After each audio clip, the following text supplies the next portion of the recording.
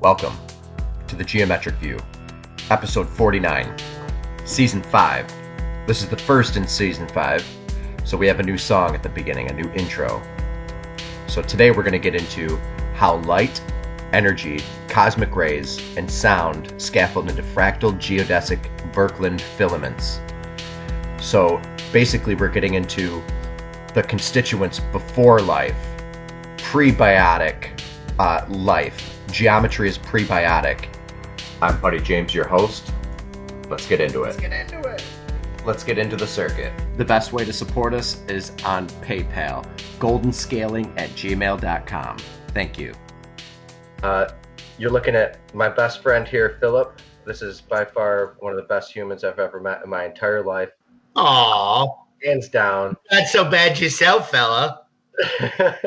Thank you.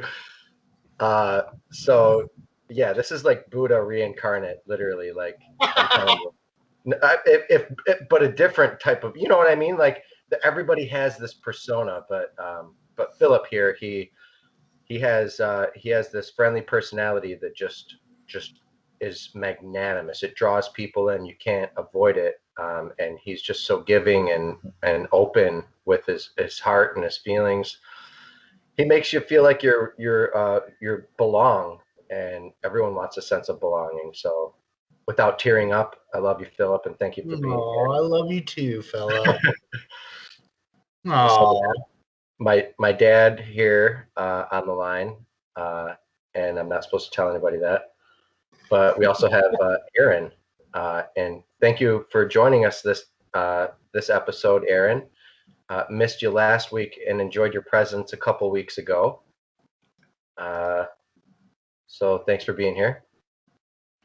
Yeah, absolutely. Good to be here. All right. Well, I'm going to hop into the episode. Welcome to the Geometric View, everyone. This is episode 49, season 5. This is the first episode of season 5. We're going to get into some really hefty information. It's partially based off of a vision that I had when my nephew was born, my nephew Bryson, and partially based off of new scientific research that has been discovered, and it has to do with graphene. So we're definitely going to dive pretty deep down the graphene train, and I don't know if everybody here knows about graphene, I'm sure, on the show, but the YouTube viewers, there is a graphene lab in almost every single college, large, huge college, because of the advances that are happening, consecutive advances that are happening one by one with graphene. Over and over and over. It's just one of the most amazing lattices. Hey, buddy, materials. For posterity, may I? Yes. Okay. Graphene is an allotrope of carbon consisting of a single layer of atoms arranged in a two-dimensional honeycomb lattice. The name is a portmanteau of graphite and the suffix "ene, reflecting the fact that the graphite allotrope of carbon consists of stacked graphene layers. Yes, and that's the Wikipedia definition, and I have that also in my presentation. So you jumped the gun a tiny bit, but that's fine, because this is where we're going. This is the direction that we're going. We're going to hop directly into graphene portals. Well, you know me, I like to headline first and then get to the meat. Indeed, for sure. So this episode, we're going to get into how sound from the sun scaffolds into different living creatures, just as sound from the elements scaffolds using Markland convection.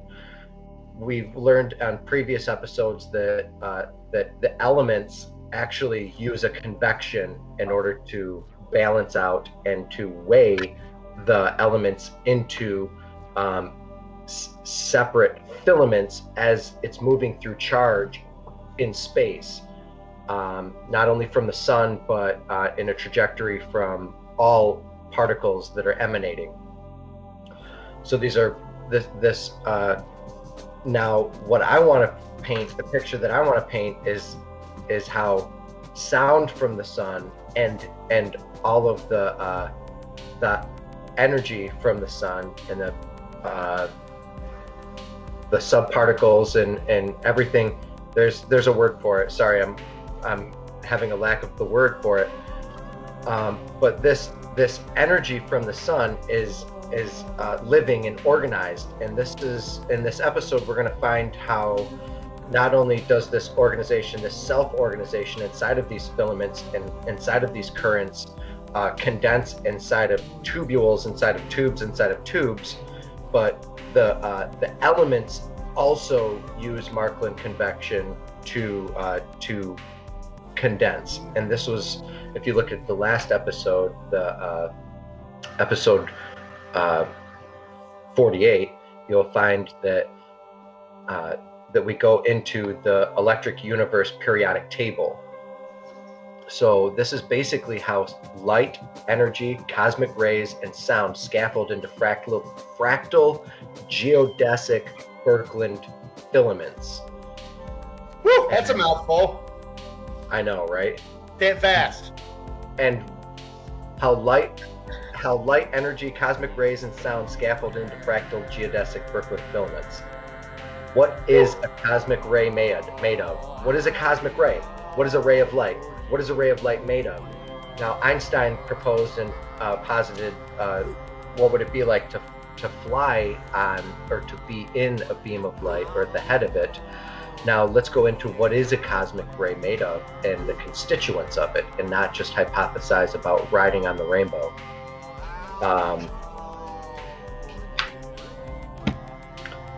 So I'm going to share my screen.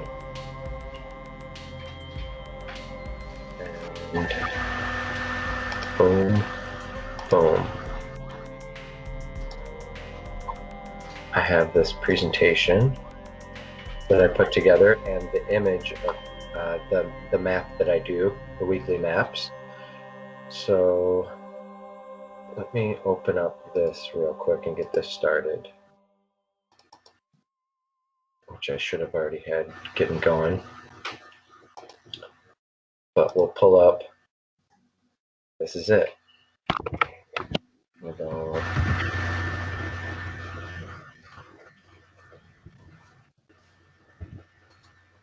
You running a vacuum cleaner or something there? No, it's my computer. It's a dinosaur. Yeah, unfortunately. Maybe I got to get better audio here. Figure out something with my computer. Well, you're just using your laptop's mic, yeah? No, I'm on the baby bottle. Oh, okay. Interesting. Yeah, can you hear me coming in loud on the baby bottle? Maybe we just need to get you like a small, like basic channel strip for it. That, you know, I mean, like you just need something that's got like a little noise gate and a couple other things. You'd be straight. Sorry. Hey, to fill the dead space for a second. Can you hear me? Yes. Please, go ahead. So you were talking about cosmic rays, and there's a lot of sacred geometry and stuff like that that tends to go into these conversations. And it just reminded me of when you remember back whenever they first started sending astronauts into space, they didn't have the polarized lens or anything like that on the helmet. And so the astronauts were seeing these very strange geometries and crosses and stars and stuff like that. And that's like shortly thereafter, they ended up putting the gold film on it to filter off the cosmic rays. That's the word I was looking for. Yes, cosmic rays. Thank you. But yeah, I've never. So basically, hold on. Let me ask a layman question here. So basically, what you're saying is like if the naked eye in space perceives these waves and sees the geometry without a filter, it actually sees it. That's dope. Yeah. Well, I don't That's know if awesome. we're seeing the cosmic ray itself, Right, but but there's certainly a correlation. Yeah. it's like there's the sacred geometries that are burned into our minds, our DNA, and everything. And Right. when we're receiving those rays, those images come to mind. Those ideograms, and Interesting. ideograms are way more powerful than written language, because written language you have to actually read it. But an ideogram, like you look at like the ideogram and it conveys an entire like an entire society, almost like an entire way of thinking, belief structure, everything. So it's really interesting, a much more effective way of communication. And the way that I've started trending is your knowledge, your science, your religions and philosophies and everything. They're all the same. Like Well, at the Yeah, end of the day, we're generally, yeah. they're all the same. well, there's varying degrees for sure. Um, but yeah, there's similarities. The thing is it seems like it's charge trying to compress itself in paths of least resistance, not only through our limbs, but through our eyes, through our senses. Um, when you brought up a beam of light and a cosmic light ray and the geometry that you see, I thought of a sculpture that I made more than a decade ago, and this is the Dougherty set, but taking it into creating a three-dimensional structure just by using the high points of the crests and the troughs of the spheres and how the spheres emanate from and propagate from the center.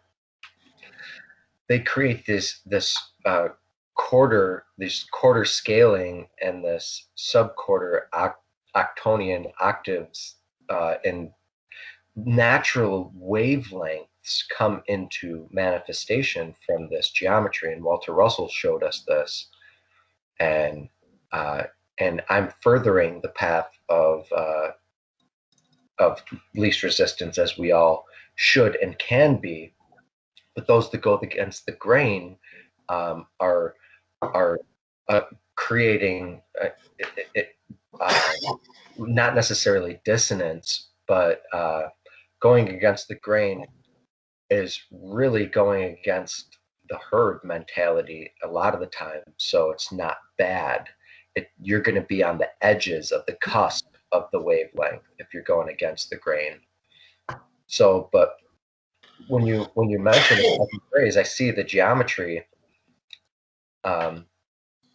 inside of these, and the geometry of light rays.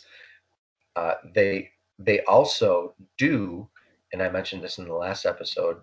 They do mirror to an exactitude this set as the inverse scaling law goes out. These are stellar formations in the cosmos. I don't remember the name of this stellar formation. There's a certain name for it, but you put them on, you lay them right over the geometry, and you can see that they match up. I was trying to find a certain particular image that came to mind. The light flares and the light lenses geometry. So this is the pixelation of the Birkeland current and the Birkeland filament. This is the cosmic oculus, the cosmic ocular, the panopticon. This is love is watching. This is what everything is made of. The constituents itself is observing, and we've noticed through some science, that quote unquote science, that when you observe phenomena, it changes, and we know that. We can feel that when we're being watched, it changes. But not only does it change? Your performance changes. You can be an ace, and then all of a sudden you feel like you're being watched, and you're and whatever the word, I forget the name of it, but an empath sitting in the corner or something. You know, this is the nature of concentrating and decentrating. Focusing produces charge. What you focus on produces a current, and there's a charge, and that's what draws to the charge. That's why how you become a magnet or a magnanimous, where people are attracted to you in the dance that you're doing, and the verbs or the verbiage that you speak is attractive, or whatever is attractive to you about a certain thing or a person. This oculus, or this tendril of attention, is put directly as an earworm inside of your ear, or in as if it's a drug, maybe in your nose, or if it's a beautiful woman in your eye. This is the fabric and the pixelation of the fabric from monatomic sheath, which is a simple layer of one atom thin laid over another atom, a sheet of it. And when these two sheets overlap, they create a Morier pattern.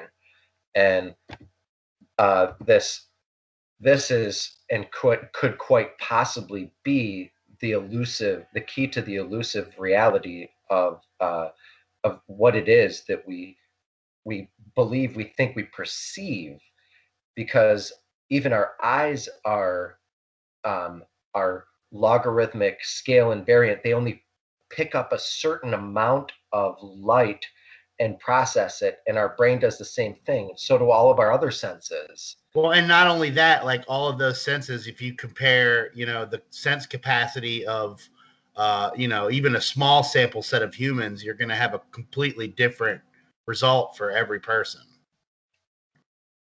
Indeed. I mean, it's not only is it like, is it, variant, within one person, like when you take a large sample, yeah, like our senses, I mean, it's kind of a dumb way to put it, but it's sort of like the whole your blue could be my red conundrum. Like, right. because of culture and because of, the way humans interact, we both understand that color to be red, but perhaps what looks red to me looks blue to you, or looks like what my blue looks. Well, I know that's been a fact throughout. It's a silly way to put it, but but there's no way to prove it, which is interesting. Well, no, it's been a fact. It's one of those completely unprovable things. Well, because it's all relative to what we've all chosen, in our lexicon. It's relative to lexicon, basically, and relative to culture, but there's no way to actually distinguish if that's the case or not. Well, think about being colorblind. That's what I think about. I mean, that's the exact same thing as what you were talking about. Imagine in this, or even Bronson deficient. This has been this way for a long time. If being colorblind has been around for a long time, people that see blues see reds. Darker colors become other colors. My dad's got the Bronson deficiency, which was where you can't distinguish red from green. Man, that would be unfortunate for Christmas. Right. Especially if you were like, if we were back in like a hunter-gatherer society and you were on berry duty. The red berries. There's red berries? They're all green. What do you mean they're all green? They're all green. So veering off a little bit. So let me hop back into the clutches here, and imagine if this was the pupil of your eye. If this was the pupil of your eye, and you zoom in, and this geometry is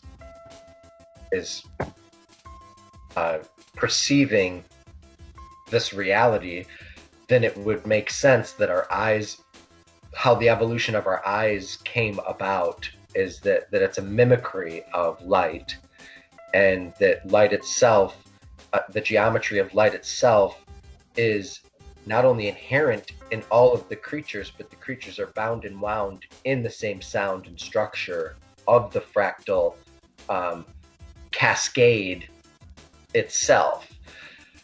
So in episodes to come, we're going to get into how animals come out of this beetle by beetle, and how not only does it creep and crawl out of this holy center here, it is part of the holy center, and so are all of us. We have a mouth, and we have an anus, and we have a direction, and everything knows its direction, what it needs to eat, when it's born, where it's going. There's a direction. So this center that we are that is centering all of the atoms inside of us, in the center of black holes, in the center of quote unquote black holes, Z pinches, in the center of galaxies, there is this direction that things have, and an order that takes place, and a chirality to it, which would be the right hand spin or the left hand spin that's coming off of clockwise or counterclockwise spin coming off of these central nodes that lead to chain-like structures. In the presentation I'm about to give, we're going to get into the fractal chain-like reactions of how fractals and prebiotic matter come into existence. Prebiotic meaning pre-life, how life and the constituents of life is not based off of chemical reactions, but not only exclusively, but also embracing and made of geometric patterns that preclude the spacing and arrangement of the atoms. And these spacing and arrangements are and can be observed in the lab many different times. We're making things atom by atom, but this, I can't speak enough about this at the beginning of the presentation without giving the presentation to say more about it. So we're going to get out of here, and we're going to hop into the presentation. Is geometry alive? Is photosynthesis geometric and prebiotic? I think we can see by the spacing and arrangement of light and how light mimics light itself to emanate and become life, that there is, through photosynthesis, the beginning of the beginnings of life, as we have suspected, and not only the conifers, which, if you know the pine cone and everything pine coning and light, this has both chiralities, a left and a right chirality, and that's why the spacing arrangement of these dots of photosynthesis work in tandem with the pine trees, and not only the way the pine trees are structured, but the way that sound is structured coming from the auroras, the way that sound actually, not only sound, but the cosmic rays wrap up into cylindrical filaments, mirrors the way that each plant, and not only every plant, but our DNA is helical and is connected to these filaments that come directly from the sun. And when one filament goes out, it affects the other filaments around it. So there is a predictive analytic going on here. Not only a predictive analytic, but more than predictive analytics. It is a global predictive analytics system the Dougherty set is. So hopping into these phylotactic filaments and how it mirrors these upper cosmic rays and how they break down into individual sheaths of bilayers that interact and in so many different ways, in spherical ways, conical ways, spiral ways. This is the way that the ether moves. Everything is made of the ether, and the ether is the charge trying to seek the pattern of least resistance through the system, but also attracting a mate, and not only just a mate. See, there's so much more going on to this dynamic of life continuing. It is what our DNA is made of. It is what life is made of, and it's the reason why the sexual genitalia is the most transformed organ inside of creatures, because it is the most changing organ from creature to creature, because it's all about sex. Everything is sex. It's attraction and attachment and whatever it is. So that was the last episode. I didn't even mention sex in the last episode with the title. It was kind of funny. But so let me talk about this as I go on a tangent. Sorry, I went tangential on that.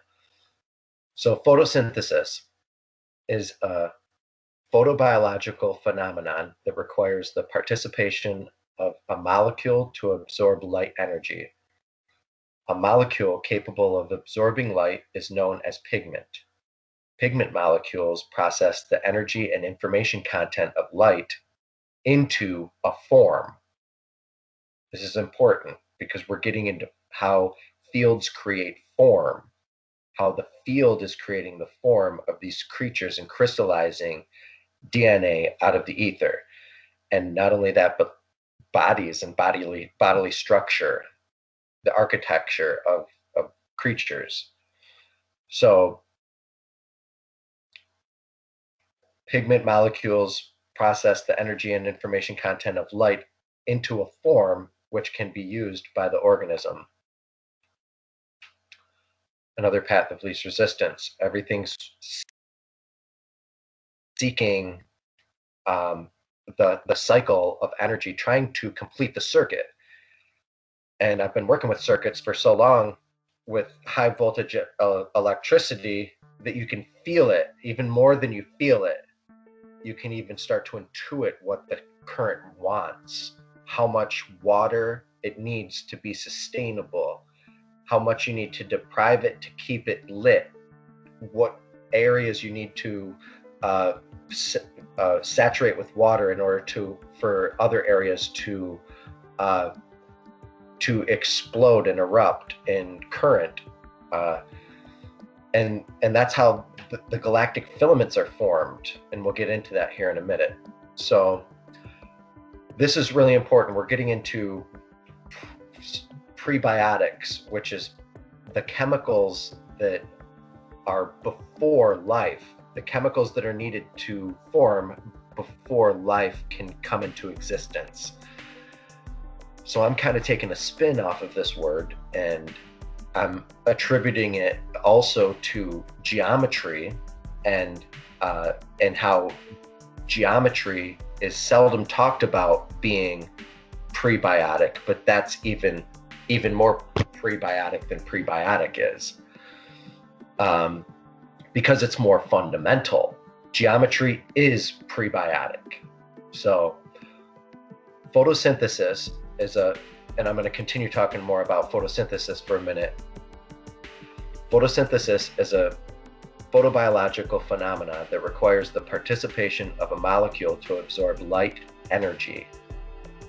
A molecule capable of absorbing light is known as a pigment.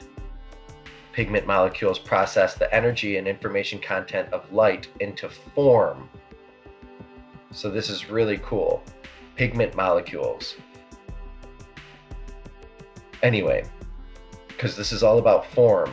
What creates this form, these formations? What creates this geometry that we see as real as we get to participate in it and broadcast with it right here?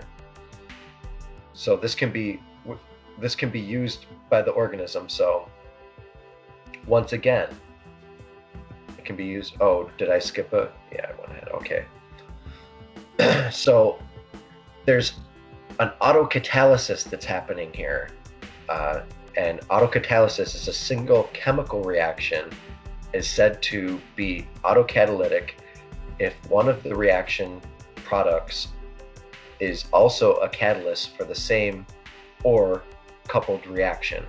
Such a reaction is called an autocatalytic reaction. So basically, you add one chemical to another chemical and it creates a huge froth, or it creates a chemical reaction. That's an autocatalytic chemical reaction.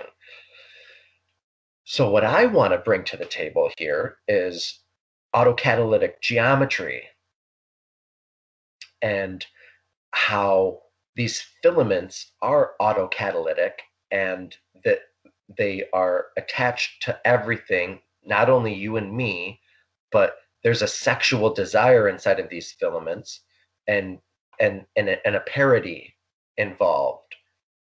So, which is neither here nor there, but it is part and parcel of the male-female relationships of the vertebrate species, as the male-female sexual relationship. And we're vertebrates because of the nature of our vertebrae and our 33 vertebrae.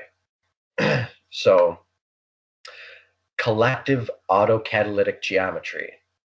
A set of chemical reactions can be said to be collectively autocatalytic if a number of those reactions produce as reaction products catalysts for enough of the other reactions that the entire set of chemical reactions is self-sustaining, given an input of energy and food molecules.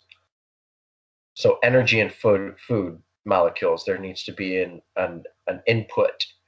Here's the input of the autocatalytic geometry, which is the field-aligned current, sometimes a force-free field-aligned current.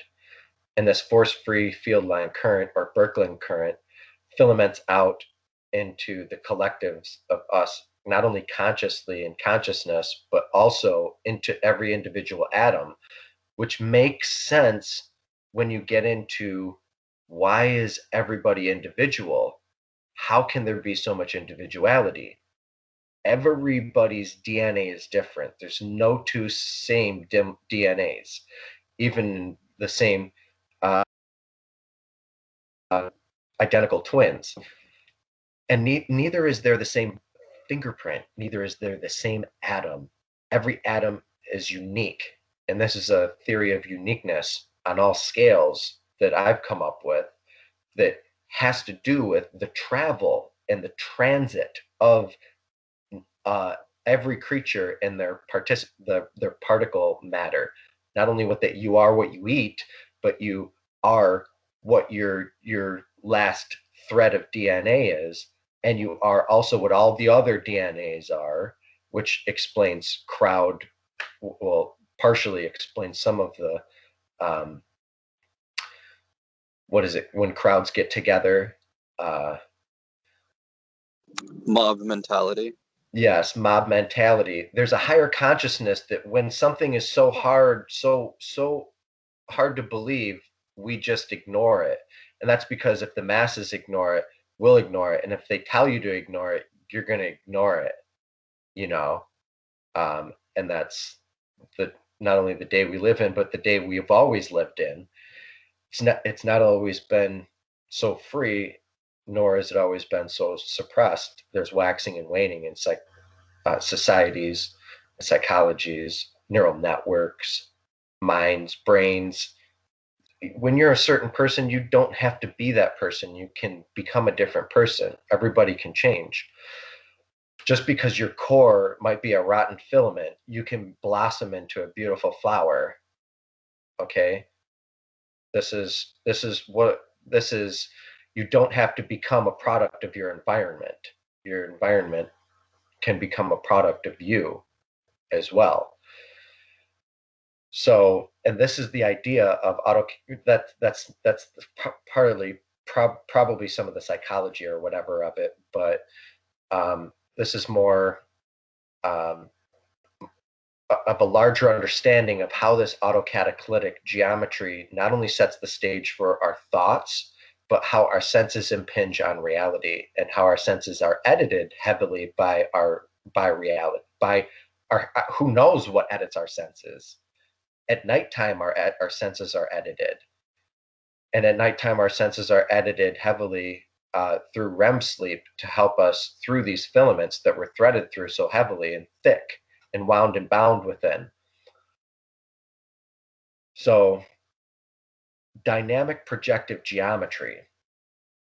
In mathematics, projective geometry is the study of geometric properties that are invariant with respect to projective transformations. So here's a projective transformation, and it stays the same. Square stays the same through projective transformation. So invariance means when you change, you stay the same size or shape. Everything is scale invariant everything is scale invariant fractals, and this is the invariant. This is the invariant geometry to help us understand that not only in the Dougherty set, but also in reality, this is actual perceptive reality that we exist within. And I'm not trying to be the truth czar or a truth anything, but this is geometry, and geometry is the only way to prove things. So this means that compared to elementary Euclidean geometry, projective geometry has a different setting, projective space, and a selective set of basic geometric concepts. So this is the inverse square law, and this is the same set of geometry that you use when you do a square within a square within a square, rotated inside of itself, and it is a quarter scaling. So the energy twice as far from the source is spreading over 4 times the area, hence 1/4 the intensity. So there's a 1/4 intensity scaling concept that happens not only in nature and biological systems and networks and in scaling in cities and the dynamics of cities and prosperity of cities and disintegration of cities, but there's also that scaling inherent within the Dougherty set geometry that is a mirror of what we're looking at in reality. So, inverse square law and the sun. The amount of solar energy that the Earth receives depends upon the surface area of the sun, the distance between the sun and the Earth, and time. The inverse square law is what determines the constant, showing that the sun's energy output is inversely proportional to the square of the distance away from the sun. So we get these inverse proportional scale symmetric filaments that wrap and bind and wind themselves and impinge themselves upon the heliopause of the Earth and the heliosphere, and it's what creates the drumming. It's what creates the sound that creates the reverberation that henceforth creates the helicon waves and the Whistler waves, and also the cosmic rays that come off of the sun into the Earth. And as they scurry about the Earth and they dance across the surface, they find their paths of least resistance and pull up on the Earth through apogeotropic pressures, and also geotropic and sonotropic and electrotropic pressures as the atmosphere increases, and this is what creates life. This is a new theory of the species, of the origin of species. This is literally how sound or cosmic rays from the sun impinge Earth and pull up on them, and pull up on the surface, and as they scurry and dance about, there is no need for seeds. There's no need for seeds. The seeds are grown off of the sound scaffolding of the reverberations of the auroras. As they cascade about the Earth, and as the magnetic poles continually flip, the sounds of all creatures are mirroring this sound, and they're part and parcel of a fractal reverberation inside of a network that is scale invariant of this sound itself. So it's a repeating sound. So energy from the sun comes from the sun and hits the Earth and creates these geodesic geometries in these filaments. As these regular polyhedral geometries, as electricity do, as it cascades and moves through these azimuthal fields, these double sheet currents, counter rotating sheaths, one inside of the other, inside of the other, inside of the other, harmonically, material starts to manifest. Not only does material manifest, but also the atomic structures start to create chemical bonds with one another, because like attracts like attracts like, and we'll get into that. But the geometry that creates life.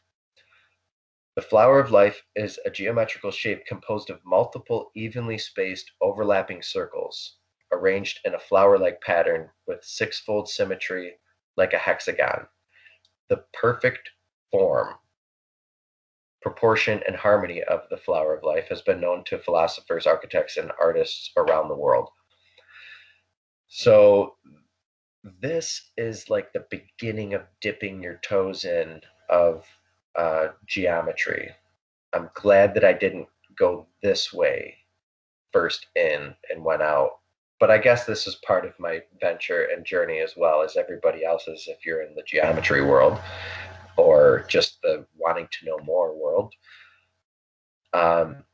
This is a naturally occurring pattern that we see. You could say, I guess I'll just come out and say that the Dougherty set itself is made of the fruit of life. But you can see that if you observe or you take note of what's going on inside of it. It is a double stacked fruit of life rotated. So it has the rotation that I was talking about with the graphene that we were talking about earlier, which we'll get into later. But you double stack this and rotate it, and you have to create the proportion of the circles to be the right proportion as the cascade comes out. But every single one of these Bessel functions of these geometries of charge as they move through space create this geometry, and not only this geometry, but a geometry that's based off of its own coordinates. Each one of these Theodorian roots, which is what I call them, each one of these Theodorian roots, which I've showed in later shows before, are all based off of a cascading of this, whether it's pentagonally inverse scale, square inverse scale, triangular inverse scale. They each one of them have a different size rotation of separate spheres of charge, because when you put a sphere inside of a sphere, it creates charge. But this is the basic geometry of quantum geometry. It's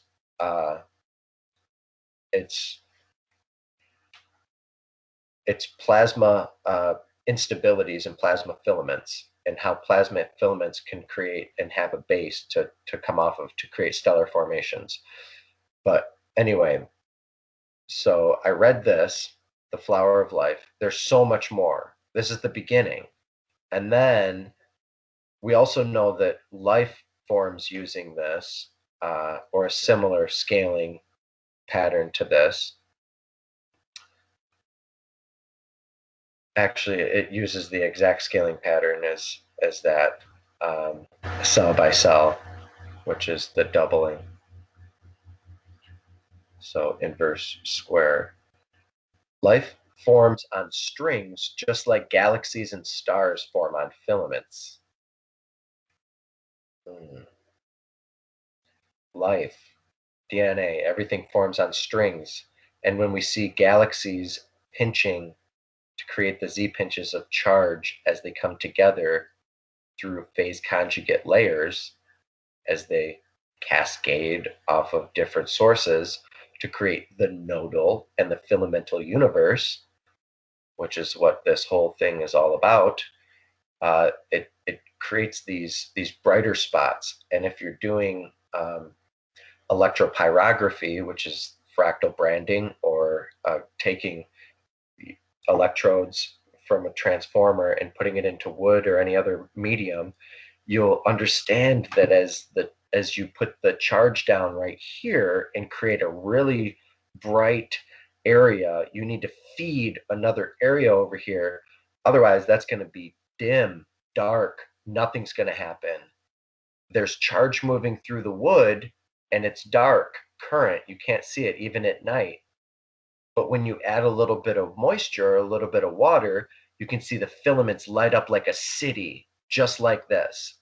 This is exactly how the city lights up when you do fractal branding, which kind of compels me to do a video to show you right now, but some of the audience knows the electropyrography, and that I do it, and other people do it. So some autocatalytic reactions also generate order in a system at the expense of its surroundings, like I said right here. When you put charge right here and you put down the positive right here and a negative over here, let's say, there's going to create these nodes that are like cities that communicate across the membrane that aren't lit up. That's dark mode plasma. And then when it's an arc mode plasma, it lights up in these tiny little spots. And this is how the filamental and nodal universe and electric universe works. So some autocatalytic reactions also generate order in a system at the expense of its surroundings. For example, clock reactions have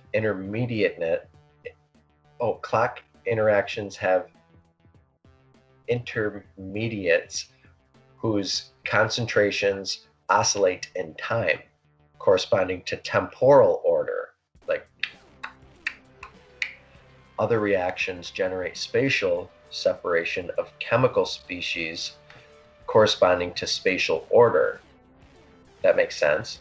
So it's all separation. It's all about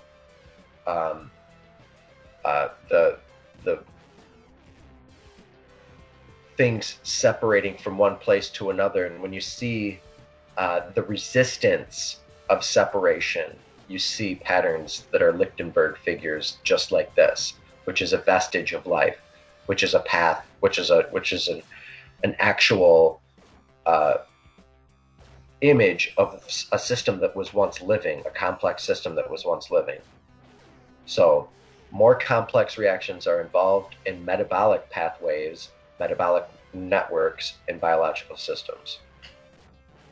The transition to order as the distance from equilibrium increases is not usually continuous.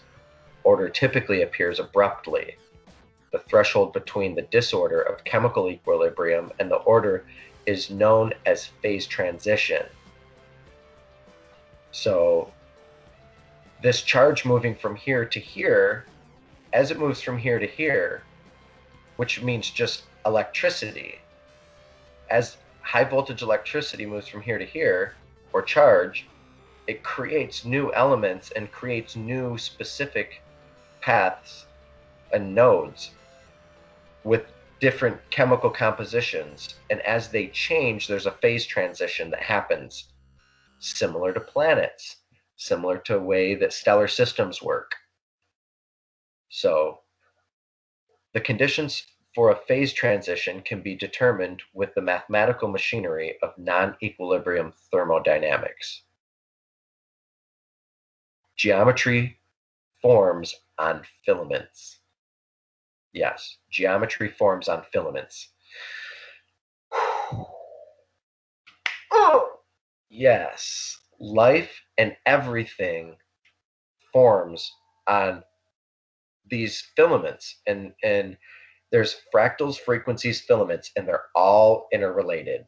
And you can cut anything and by its sectional and take a picture of it and see that there's a relation.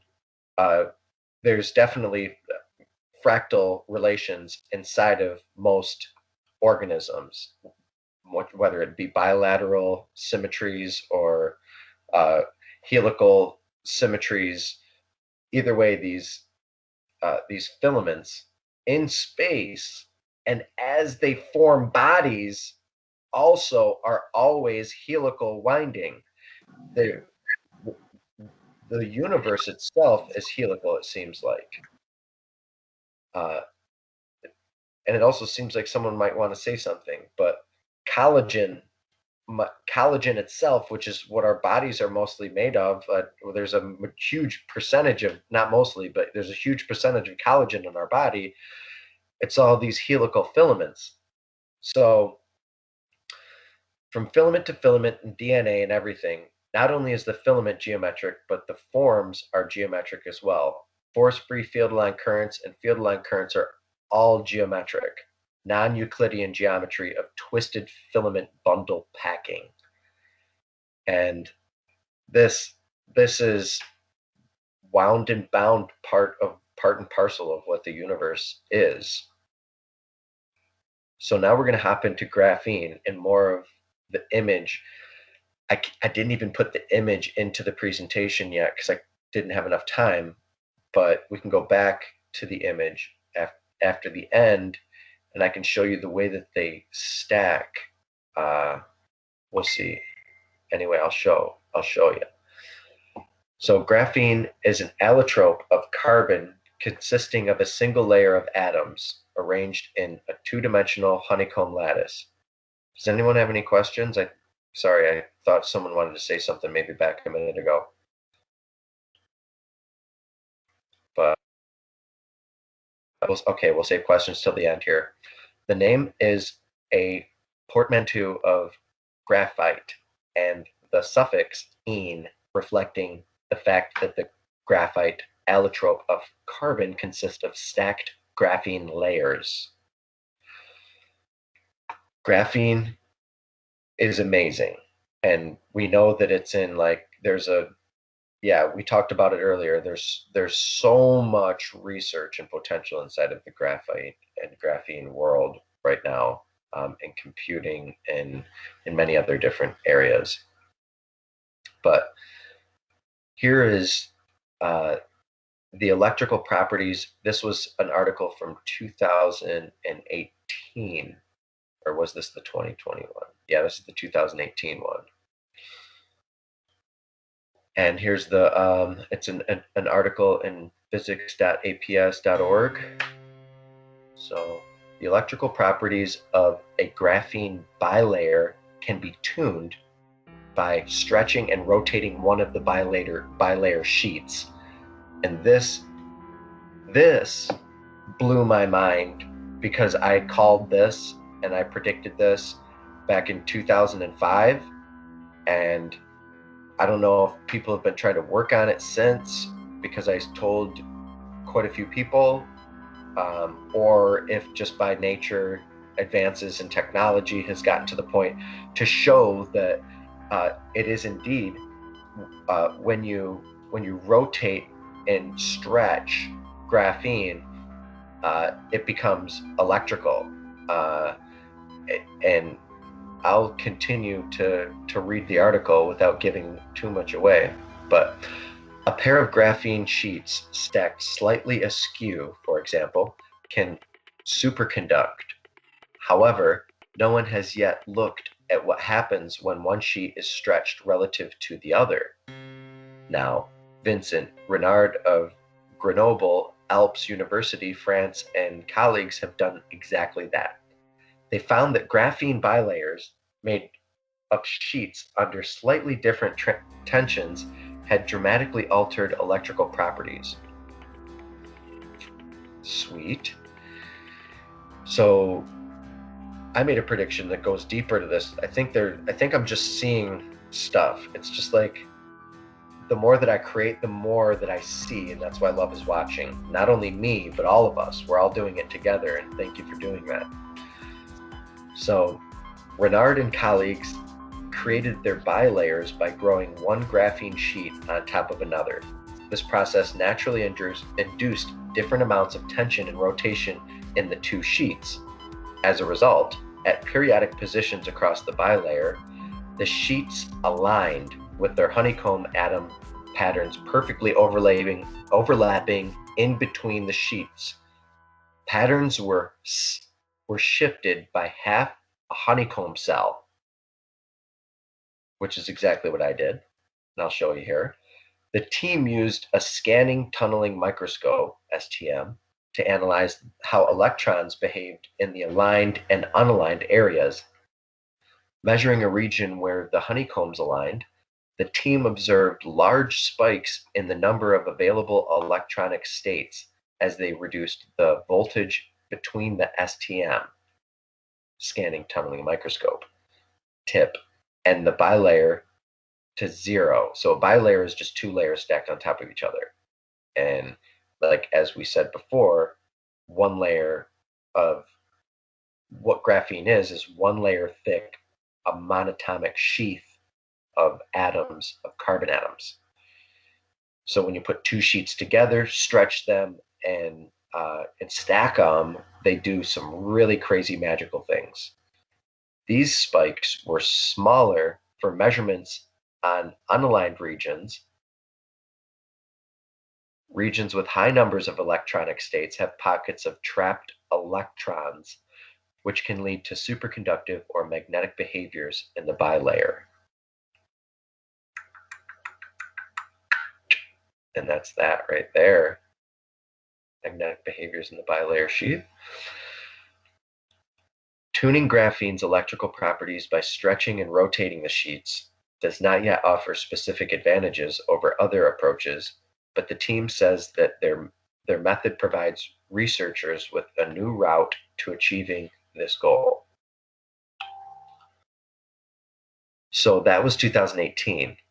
And the reason why I'm even doing this presentation is because 2 days ago, I saw this article. And this next article is what got me to actually remember that this article existed, and that both of these articles have to do with the geometry I'm working on and the future technology of a bunch of different things. So starting first here, we'll read the article. Physicists discover important new property for graphene. Unconventional form of ferroelectricity could impact next generation computing. Okay. In the current work, the researchers created a Moiré pattern with sheets of graphene, and I might be pronouncing that wrong. I was going to look up the enunciation, but anyway, a Moiré pattern with sheets of graphene and boron nitride that has resulted in a new form of ferroelectricity. The physics involved and the moment and the movement of electrons through the structure is different from that of conventional ferroelectronics. The ferroelectricity demonstrated by the MIT group is fascinating, says Philip Kim, and this is an article from news.mit.edu. A professor of physics and applied physics at Harvard University, who was not involved in the research. This work is the first demonstration that reports, and this just came out this year. This work is the first demonstrated that reports pure electronic ferroelectricity, which exhibits charge polarization without ionic movement in the underlying lattice. So you stack the lattice, nothing moves, and things move. Yeah, it's like reality. So this is crazy. So this is like, okay, this surprising discovery will surely invite further studies that can reveal more exciting emergent phenomena and provide an opportunity to utilize them for ultra-fast memory applications. There's so many more applications in this. I only paraphrased from the article. Here's the article. And there's a bunch more different articles that came out about this discovery of stacking the layers of graphene, which is once again like yeah, let's do this. I'll get into more about some of the patterns that I created and why it's so important to me, particularly this subject, as a person and as an entity in the universe, because my nephew was born on the day that I had the discovery of how these layers stack, according to the Dougherty set and the geometry that we've been talking about here in these episodes. So, using graphene as superconductive holographic computing filaments. Perhaps the proper stacking order of bilayer graphene can create an artificial galactic observation oculus, a way to see everything everywhere in the universe as a passive observer in the fossilized neural networks within living systems that already exist and that are already crystallized and fossilized before. And this is like tapping into the Akasha and the Akashic. So let me hop back into the image here. And you'll see that layer by layer, as these rotate, and I'm only displaying one tiny little surface area of one layer. But as these layers stack, there's a halving and a quartering and three-quarter scaling in these laws, the same laws that we see that are invariant and observable in nature. We see inside of this geodesic as this set cascades downward in an azimuthal current or wrapping around current, but also with field-aligned crystalline lattice grids that push off from that stack on top of each other. And as we look at all of life, we'll see that not only everything that I've been talking about, but rocks, geology, the stacking order of crystal lattices, they all obey by these universal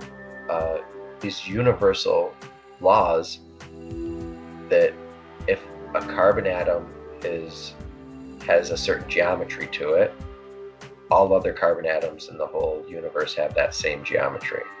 And you can connect that fractal individual with any other element that's compatible with it, as long as they can exchange, I think it's an electron or something.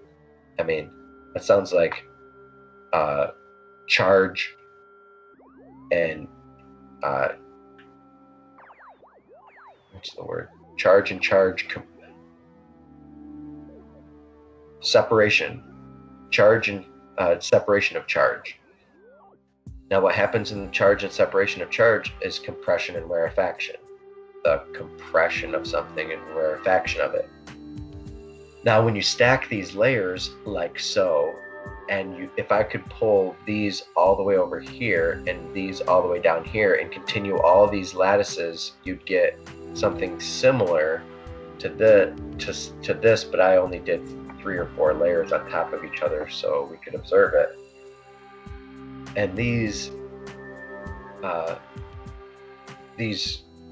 way that these scale and cascade could be very well the reason why we have the holographic fractal reality that we observe, and I only say that because of the way that they correspond with this geometry and how I got it out of here directly, and have studied it working with the conics and the vortices and the vortex science, and I've been working on this for almost 18 years now, 17 years, and guess when graphene was discovered? 17 years ago. So I don't know if I tuned in somewhere, when Facebook just started and graphene was discovered, and the Dougherty set was tuned in somewhere in August, 3 days after a blackout in the United States or something. I don't know, but who knows? Everything in science and throughout philosophies, most of it all comes from dreams. The whole scientific process comes from a dream, from Descartes. And this geometry of the Dougherty set came from a dream, and 3 days after a solar flare, and partially responsible for probably putting out the eastern United States out with power. And there's been people throughout history that have gone through enlightened states due to solar flares, and the energy and geometry of the sun, don't ever discount it, don't ever deny it.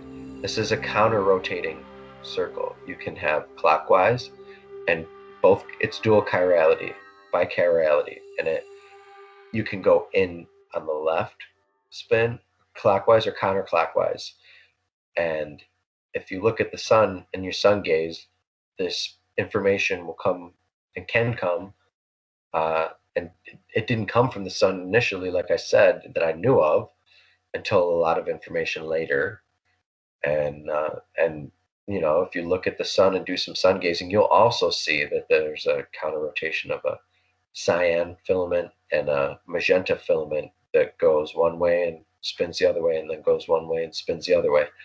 That's how Tesla came up with alternating currents, by sun gazing.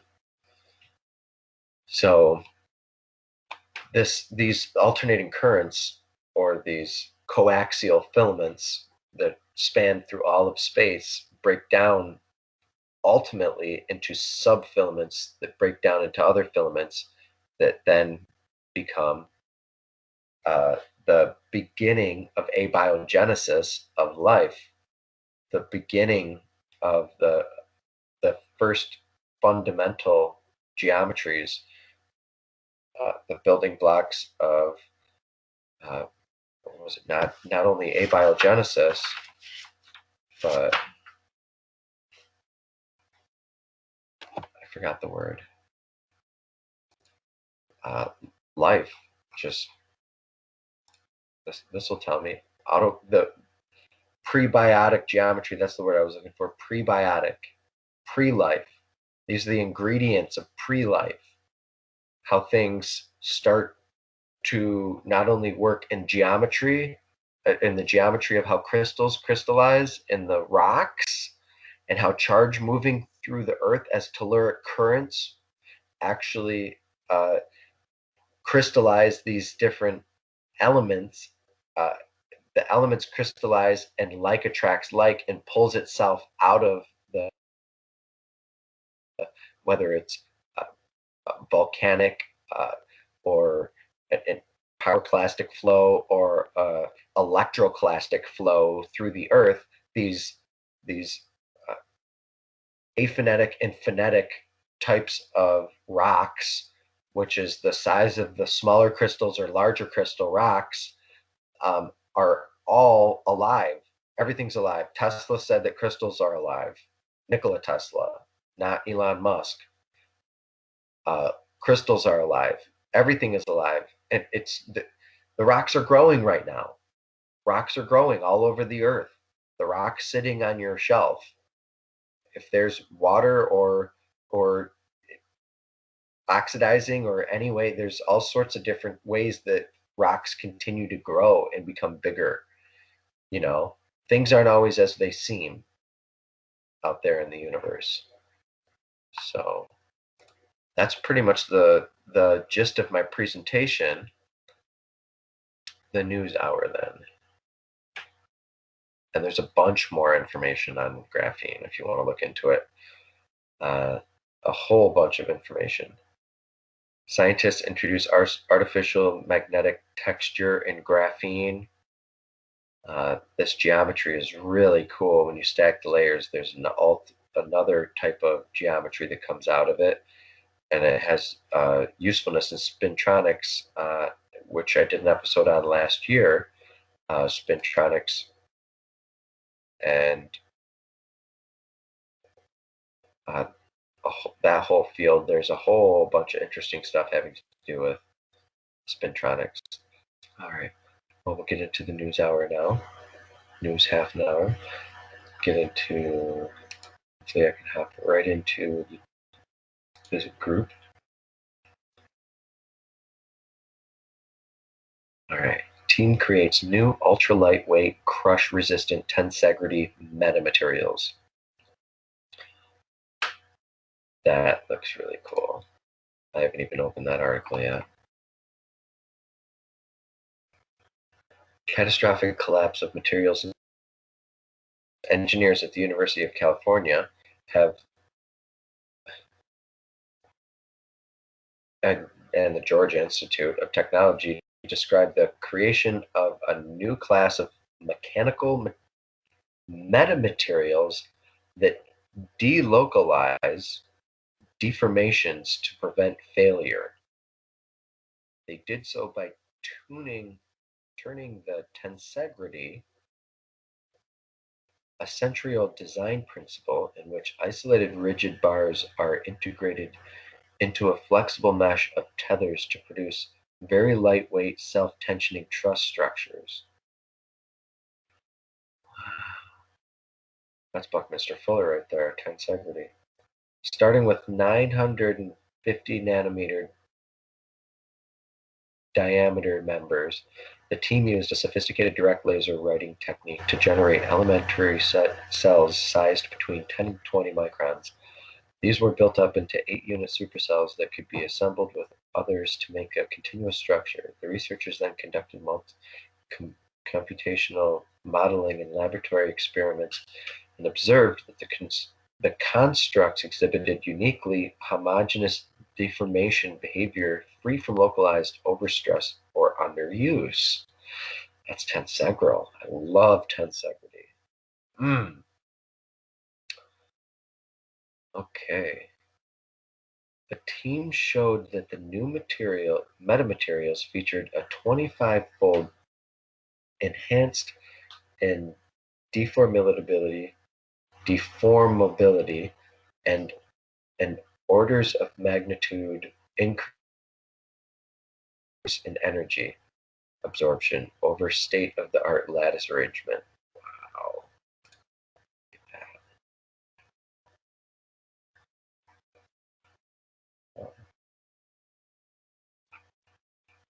Interesting.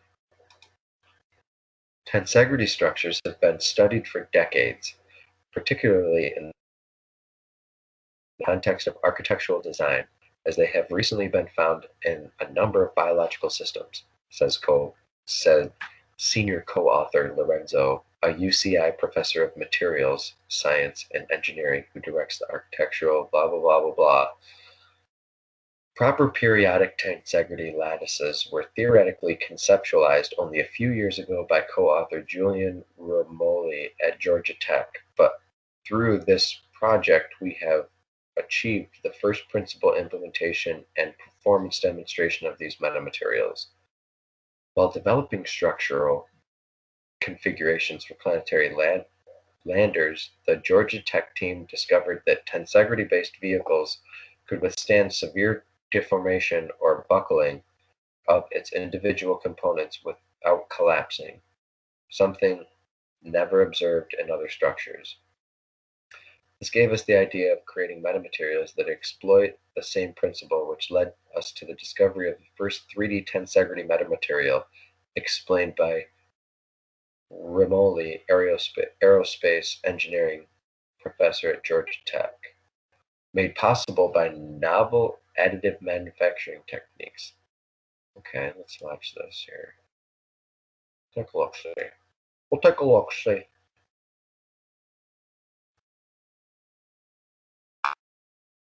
Thanks, guys. Oh, wow. Do you like lies deformation? Huh. Okay, let's watch it again. What do you see, guys? 2.6 failure, 17% failure, and none. No failure. That was sweet. I want to watch it again. And look at this geometry. Look at that. Wow. How does that start? Is that a square within a square? How does that start? Yeah, I don't see nothing.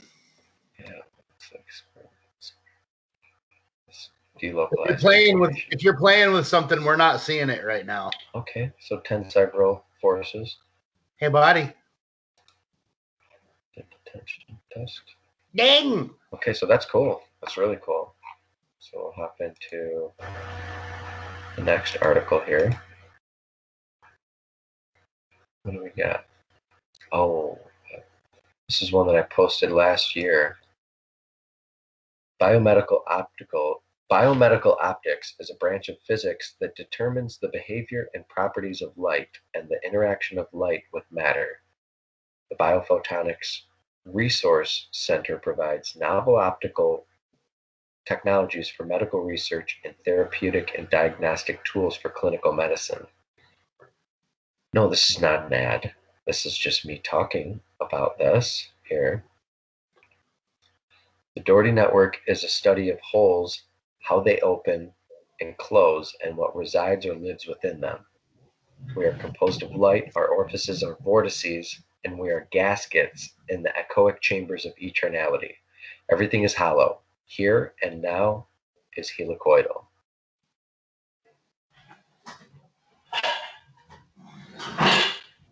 Showing more of the love is watching and getting into the lenses of the panopticon or the whole universe looking.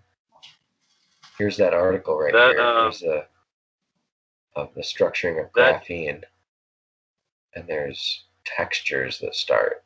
So that's why I theoretically propose that this is what you can do, stacking of the layers in some way, how to get transmission and create a plasma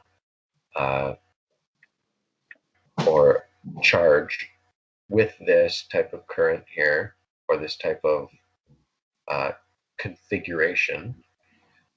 You should be able to do some pretty cool things, especially when you stretch the graphene the way that the geometry I'm showing here in this episode. So I implore anybody who has the potential to do that to go home with it and give me credit, or I'll see it and I'll be like, hey, I predicted that, even though you stole it. Doesn't matter, as long as we know about it. And you know what? That's the end of the news hour or half hour, because this was from last week. So I only posted a couple weeks, which is good. Keeps it condensed, keeps it shorter, because I had a longer presentation. So it's about an hour and a half. And we'll check in on my guests here. So, Aaron and Phil, how you guys? You awake? Oh yeah. I've just been sort of doing stuff in my kitchen and bored you to death. Listening. Oh no, it's great. I always enjoy the conversation. When you were doing the news update, I think you're. I can't hear you. On my end, Aaron, I seen you unmuted your mic, but I can't hear you. You probably can't hear me. Either way, this is the end of the episode. Is that better? And I think he's froze or something. I'll just cut this part out. Buddy's screen hasn't changed, and we can't hear it. Put on the ending, the intro here. But thank you for joining us, guys, for season 5 of the Geometric View. This is episode 49.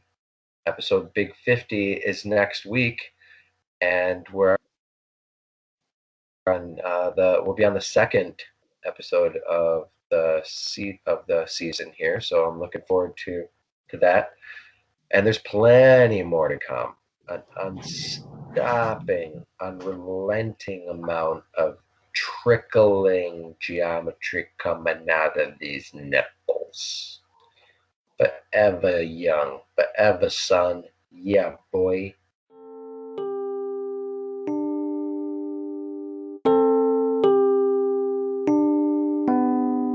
I will never be a better person. You can never see me. I can never be inside of that tree. I can never be inside that forest. You wanna see me, but I'm not seeing you. You wanna get where I am, then you cannot you.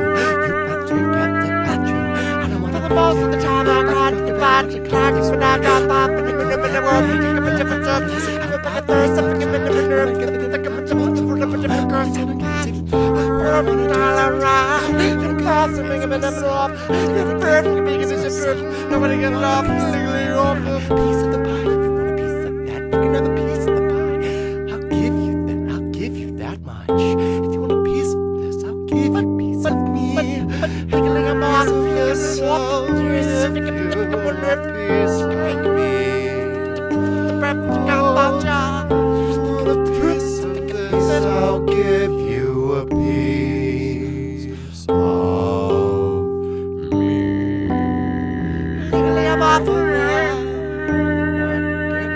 By the grain of stars. Sometimes it's like some moves you have on the dance floor too. Real smooth, it's like the moves you have on the dance floor. Real smooth.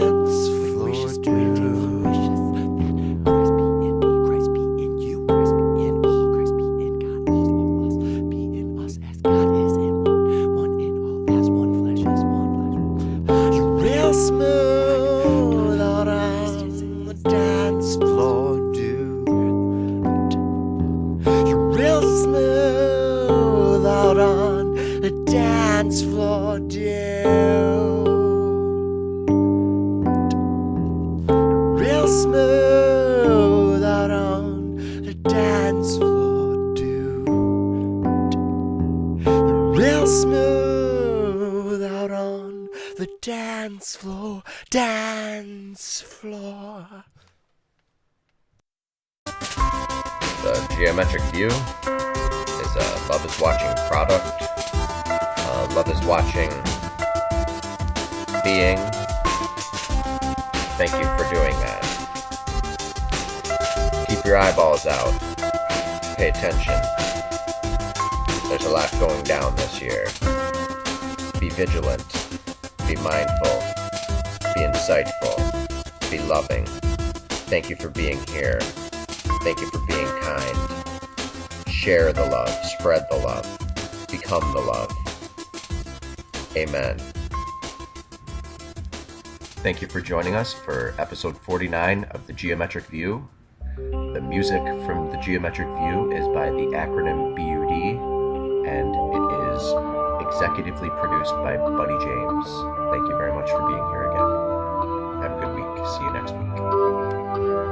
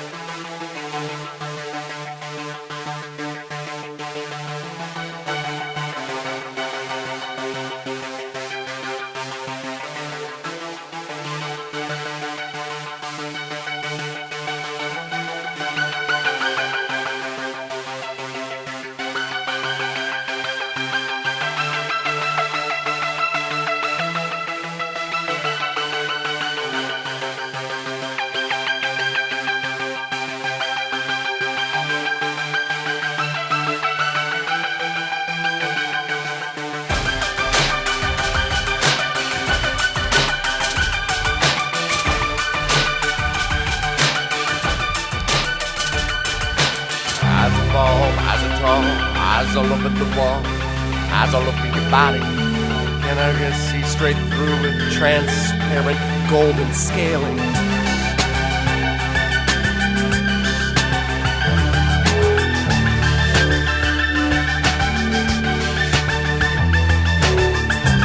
largest of the atom must embark on this because this is the journey. The journey is life. Take hold. Here we go. 3, 2, 1.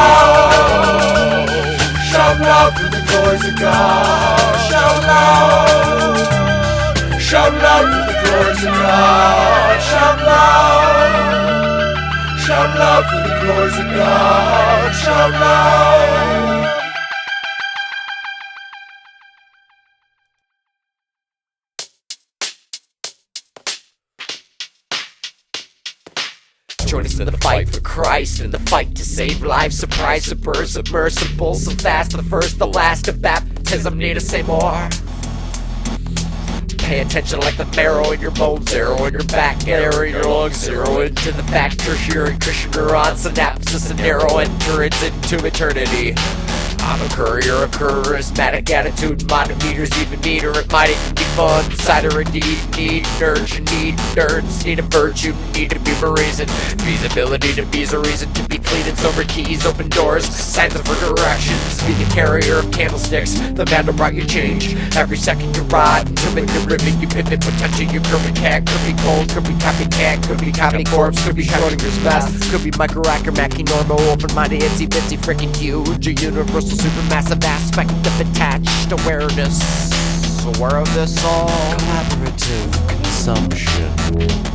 Are you aware of this all? Collaborative consumption. The new thing consumption. Collaborative consumption. Consumption. Get up now! Out of the boat! Drop! Where did this up? We don't got about a lot of product girl. But about it, it's not about a goddess spirit. Get up, what's up? Jedi chapter.